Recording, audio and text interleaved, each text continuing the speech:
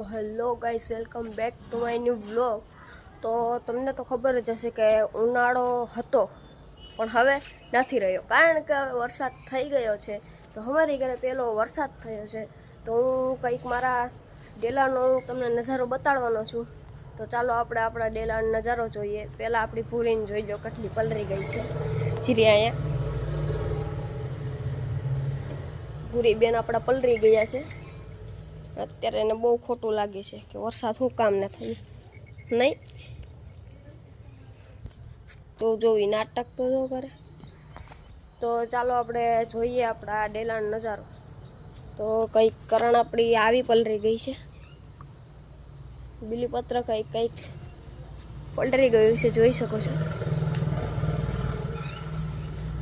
બધી વસ્તુ અહીંયા પાણી પાણી પાણી પાણી. અને હા, અહીંયા લાકડા રાખ્યા હતા એ પણ પલરી ગયા. તુલસીમાં પણ અહીં બધીમાં ખાબોચિયા અને બધું ભરાઈ ગયું.